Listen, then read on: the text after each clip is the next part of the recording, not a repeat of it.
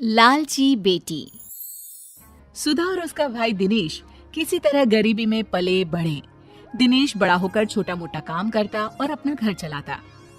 बेटा दिनेश, किसी तरह अपनी बहन की शादी करवा दे। बड़ी हो गई है लेकिन अभी तक घर पर बैठी है। ठीक है माँ, मैं कोई लड़का देखता हूँ। थोड़े दिनों में दिनेश को एक लड़का मिलता है जो बहुत बड़े बंगले में ड्राइवर का काम करता था।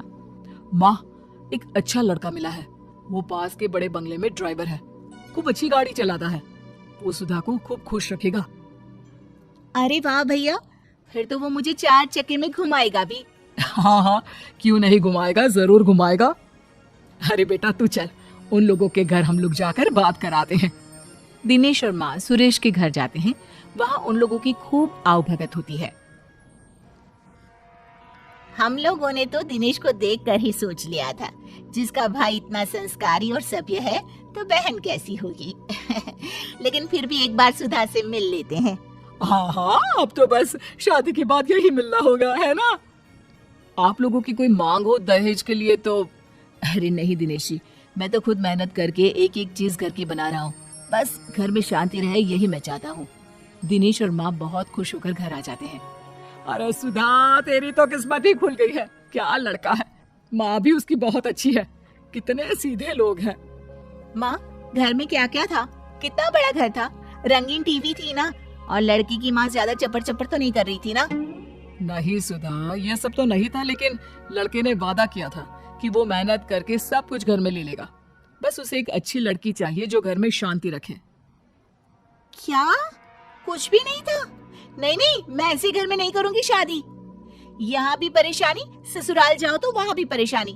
अरे परेशानी रहना है तो मैं अपने घर में क्यों ना रानी बनकर रहूं? किसी और के घर में नौकरानी बनकर परेशान रहने से तो वही अच्छा है ना? अरे कैसी बात कर रही है बेटा? कल को दिनेश की भी शादी होगी, भाभी आएगी, तो क्या तुम सर पर बैठी रहोगी? तो क्या ये घर मेरा नहीं है माँ? और कल को किसी और को आना है तो इस चक्कर में मैं कहीं भी चली जाऊं? वो कहीं भी नहीं, ससुराल होने वाला है तेरा सुधा। लेकिन सुधा नहीं मानती। पर माँ क्या करती? बेटी को घर पर तो नहीं बिठा सकती थी। दिनेश, पूछ अपनी बहन से क्या करे कि वो शादी कर ले। दिनेश बहन से पूछता है कि वो शादी के लिए क्या चाहती है। मुझे महंगा रंगीन टीवी, फ्रिज और एसी लेकर दोगे तो मैं करूंगी शादी। दिनेश क्या करता? इतना पैसा कहाँ से लाता? वो शांत होकर बाहर चला जाता है। वो रास्ते में जा रहा होता है कि उसे एक लड़की मिलती है जो सड़क के बीच में खड़ी होती है। अरे ये लड़की ऐसे क्यों खड़ी है? सामने से बस आ रही है, कहीं उसे कुचल देगी। ए लड़की, हटो वहां से। ए लड़की। दिनेश लड़की का हाथ पकड़कर उसे बस के सामने से हटा देता है।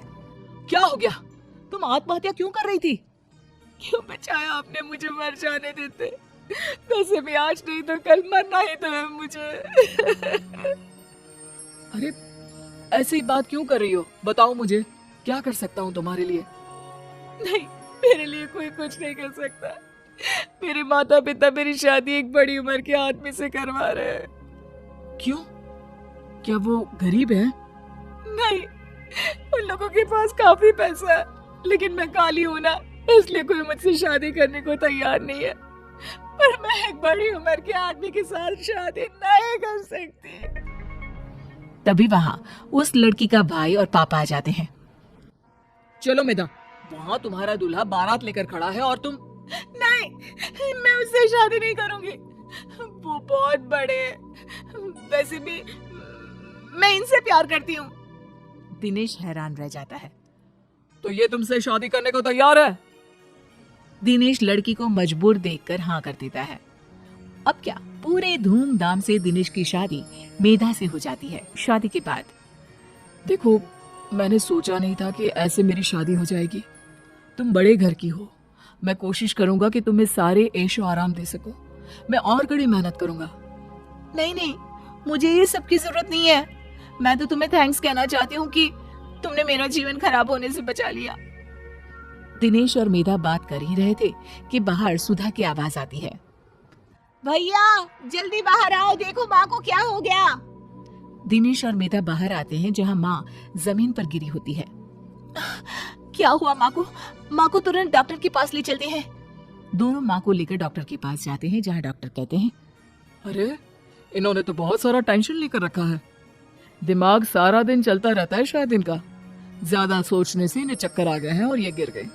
क्यों बहन जी, क्या चिंता है आपकी?